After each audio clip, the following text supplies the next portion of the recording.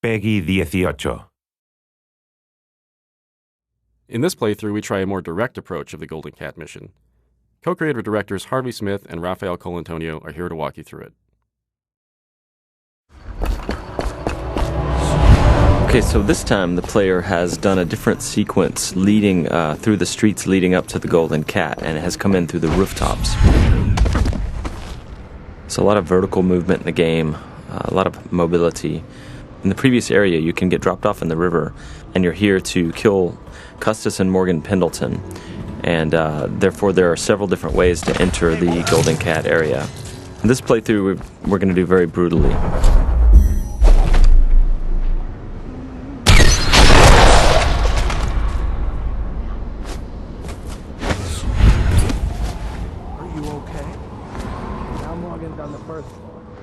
Need to get the men in position.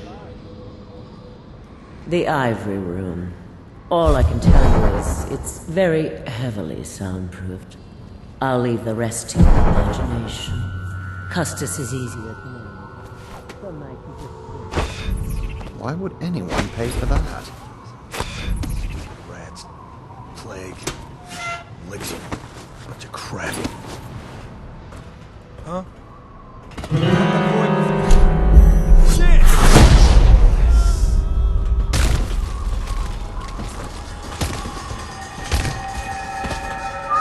This is a drop attack.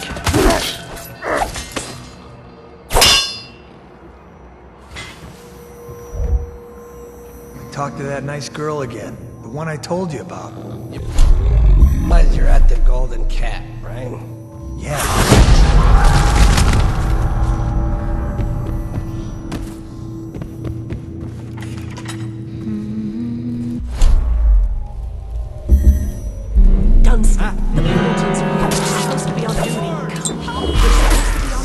Obviously, playing this way has got consequences. Some of them is that we track the number of death and innocents that the player kill, and this derives the ending, but also derives some of the little story beats all along the game. And besides, playing this way is actually very consuming in terms of resource. So the player uses those resources like powers and his mana and his health potions, and he has to use them carefully.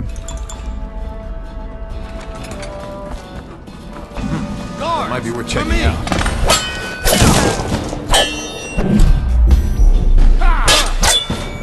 Take out his legs! So here the player stopped time just before the guards have fired their pistols, and he's planting a spring razor there. When time resumes, it will kill them both.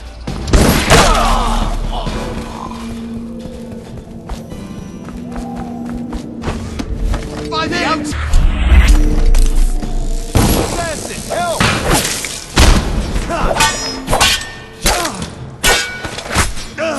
The game's combat with the sword, the melee combat, involves blocking and counterattacks if the blocking is timed correctly.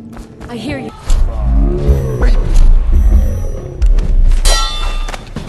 I'm a fool.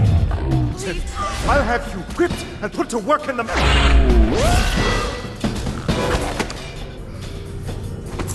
So both targets have been assassinated.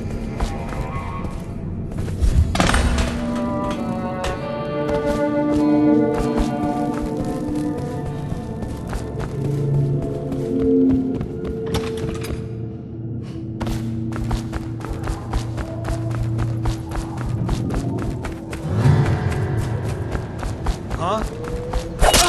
Someone help me out! Someone get over here! Help! Someone...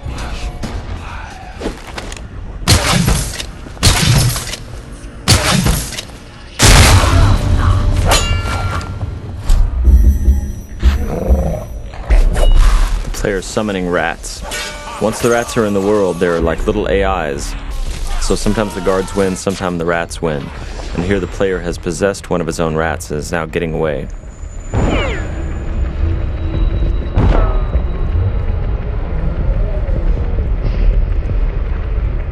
And that's the end of the violent, messy playthrough of the Golden Cat.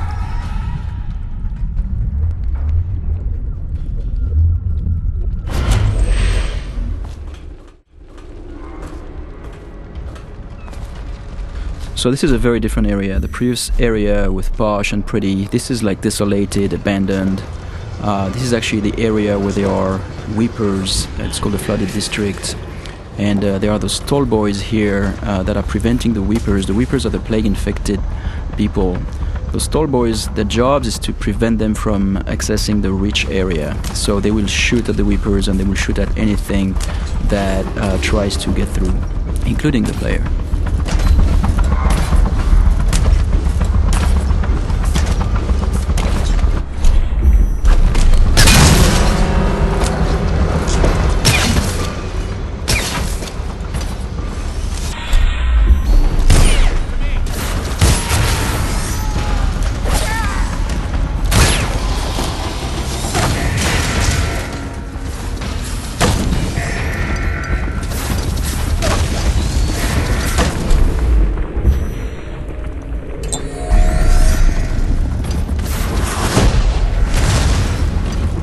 Here we're using wind blast to bounce back the arrows at the tall boys.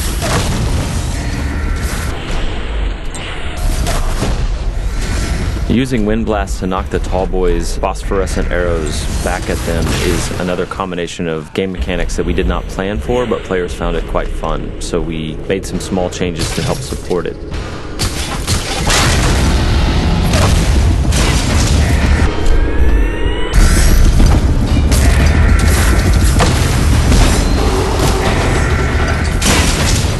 These Stiltwalker guards, the tall boys as they're called, have vulnerable tanks of whale oil on their backs that they use for their incendiary arrows. And so periodically the player is shooting at those tanks, stopping time, trying to get behind them. The shields all around them are actual breakable wooden shields, so they absorb some of the player's shots, but periodically the player breaks one of them off. Here the player just possessed a tall boy and he's going to escape the area through those wall of lights here via tall boy. So the wall of light is a Tesla-like security device that's a powerful electrical field. And the guards at the beginning of their shift are attuned to it so they can walk through it, but the player cannot unless he hacks it.